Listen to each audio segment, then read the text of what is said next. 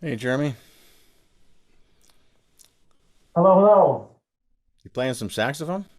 Yeah, actually, I am. I wanted to talk to you about that today.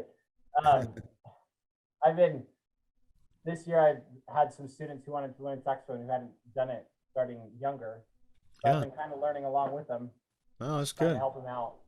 Yeah. Uh, and this past week, I don't know what it is, or whether it's just my chops are out of out of shape or something. But playing by ear on my horn has been really hard. So I've been doing it some on the saxophone, Yeah. and it just fits the style so much better. So Yeah. if it's okay with you, that's what I'm gonna. I've been trying to do the arpeggio setting and stuff on the saxophone. I can get all the way around the circle fifths Yeah. slowly.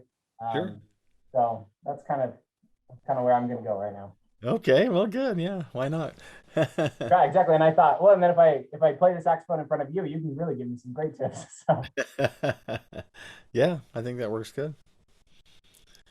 Uh, on the chord study you mentioned, we added a couple of chords last time, right? yeah, yep, The minor with the major seven and the half half diminished. diminished. Yep, Yeah. So you've been doing five chords. yep. Uh, since you've moved over to the saxophone on that, is it better not to add any more yet? That might be good.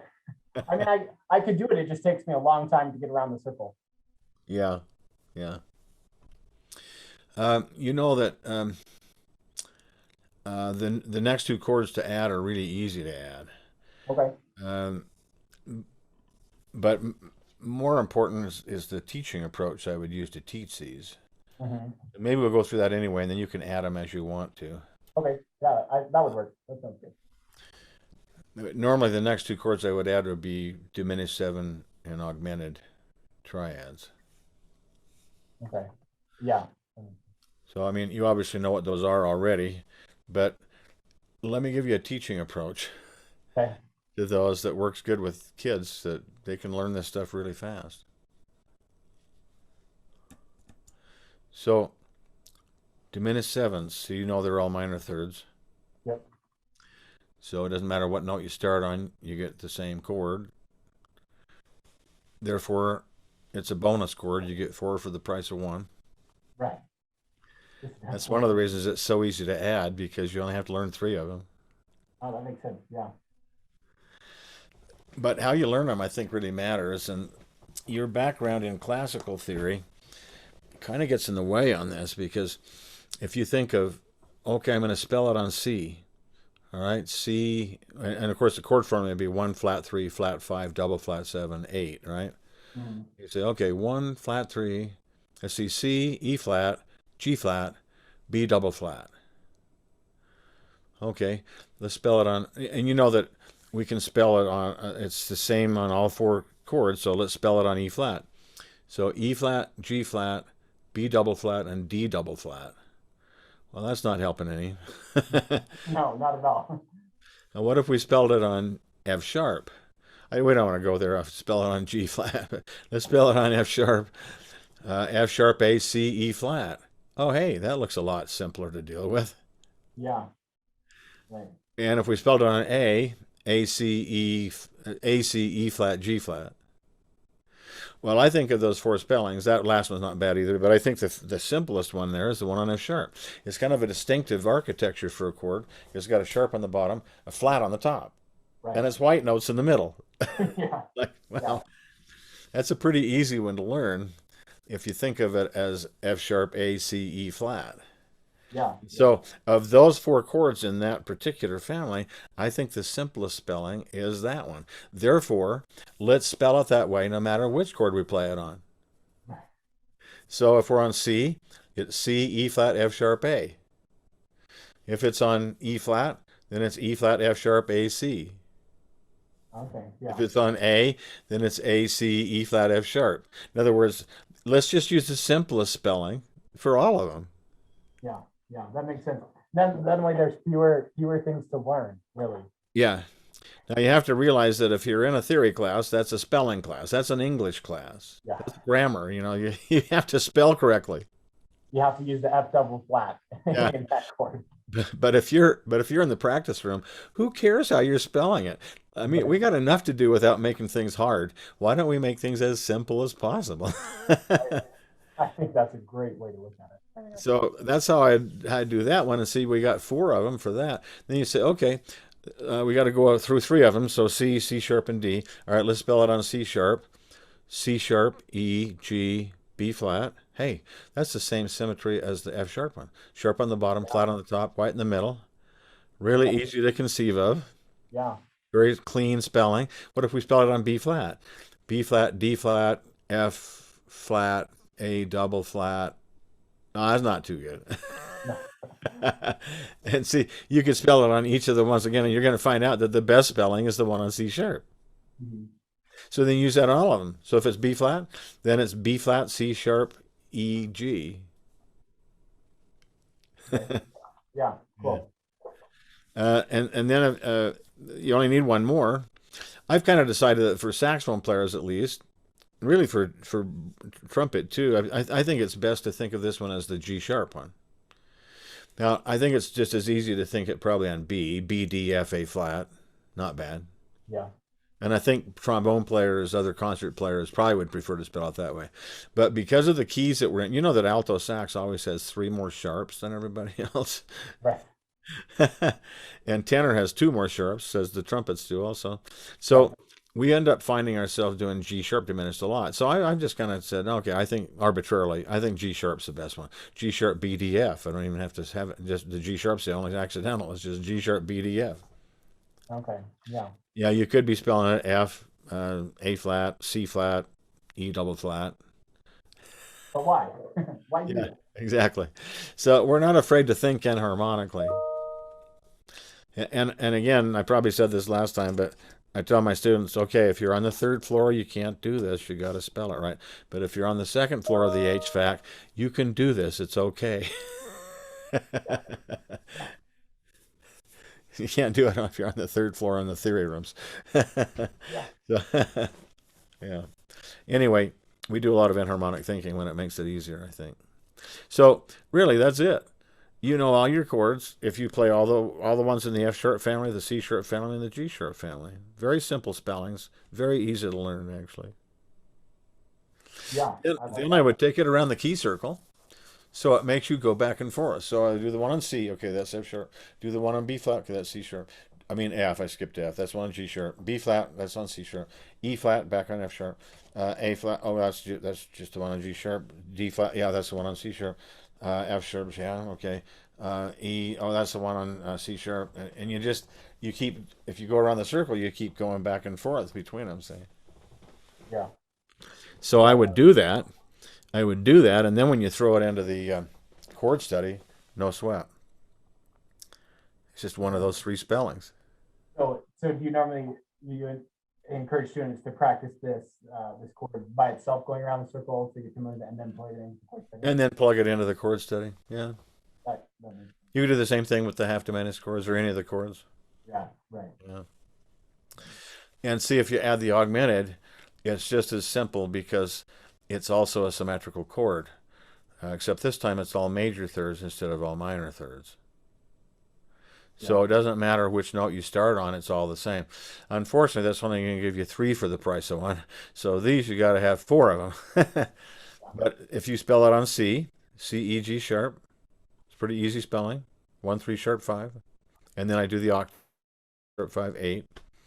Then I spell it the same way in E. E, G sharp, C. I spell it the same on A flat, C, E. Now you could spell it harder ways, but there's no point. I mean, you could spell E, G sharp, B sharp if you want to. Right. Yeah. But it's just, yeah. If you think of the one on C sharp, let's see, that's C sharp, E sharp, and G double sharp. It's just C sharp, F A. Yeah. It's the one on F, F A C sharp. Right. That makes so much sense. Yeah, It and almost makes so me wonder why don't we talk like that more often? yeah, I know.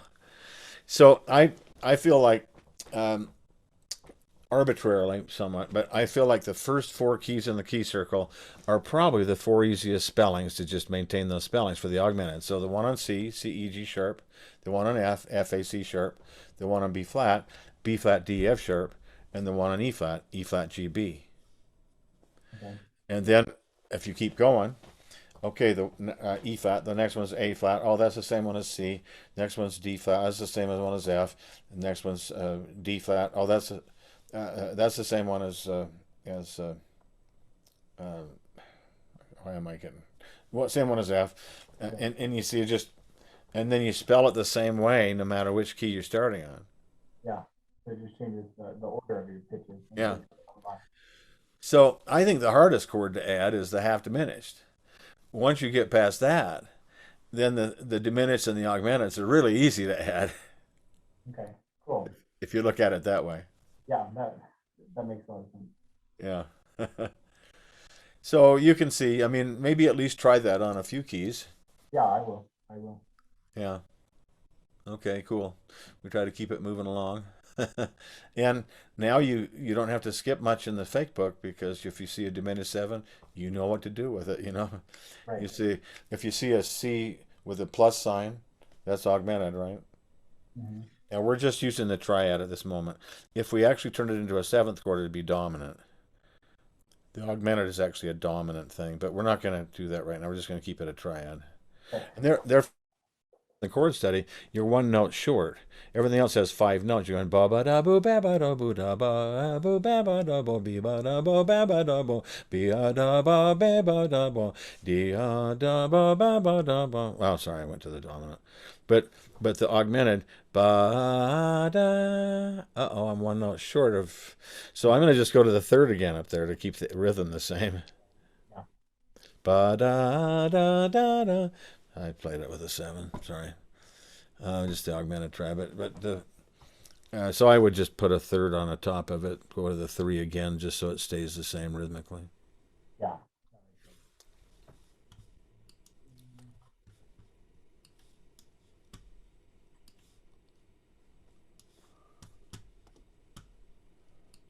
Cool. Um, so that would be a good thing just to add into there. Did you start with any transcribing? Yes. Yeah. I've been working on strutting with some barbecue. Louis Armstrong. Oh, great! Yeah. Okay, that's fun. Yeah, it's fun too. My this is so good for me. My transcribing chops aren't super great, so I'm just working on the head right now. I figured that was a good place to start. Yeah. Okay. But it's coming. So I've been working on it the last couple of days. Yeah. Um, good. I want to kind of keep expanding in theory a little bit here. Okay. Um, I think, remind me, it's been 10 days or so, but I believe that we did get through major 251s and minor 251s. Or did we do minor 251s? I Not remembering either. Okay. minor 251. Yeah. All Yeah. right. So a major 251, you're going from dominant. I mean, sorry, you're going from minor to dominant to major, right? Uh-huh. Minor 251. Half diminished, dominant, minor. Yes. So we did talk about it. Half diminished to dominant. That has to be altered, though, right? Yeah, I'll alter dominant. Yep. Yeah. And then to the minor with a major seven. We talk Mhm. about that. Yep. Yeah. Yep. Okay. Uh, so majority of the music that we can look at is actually going to be a combination of minor 2/5s and major 2/5s. Hmm. Sometimes 251, sometimes just 2/5. If it's minor to dominant and it's in the circle, it's still a 2/5 even if it doesn't go to its major. Okay. Yeah. And the same with the minor 2/5s, it's 2/5 even if it doesn't go there. Hmm. Now, I think we got into a little bit how to build a super Locrian scale last time then because we talked about the minor materials, right? Yeah, we did. We, on my notes, I wrote upper half step, melodic minor. Yeah. So, and a melodic minor, Oh, and a melodic minor is just just the way up. major scale with a flat 3, right? Yeah. Uh-huh. Because we don't have to use the descending form. Yeah. Okay. So minor 2/5s half diminished to dominant altered to the melodic minor for the. So we're going from half Locrian scale to a super Locrian scale to a melodic minor. Yeah. We're going to look at some tunes in a minute, so I just want to be sure we've laid this foundation. Okay, sounds good. And I think we got into this last time just a little bit, that when you're analyzing jazz theory, you don't have to try to keep it in the same key. You can say, well, it modulated for that measure, or it modulated for that measure, or another measure, or whatever. Uh-huh. Yeah, I think you mentioned that, and it made me realize, no wonder I always had such a hard time understanding jazz charts. Yeah.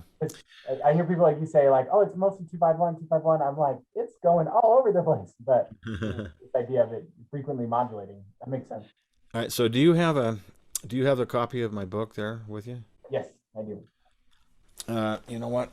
I gotta go to the closet to grab one. I took the one I had close here to school. I gotta go grab one, but Okay. I want to turn over to the page where we're dealing with functional harmony, how to analyze chord structures. Okay.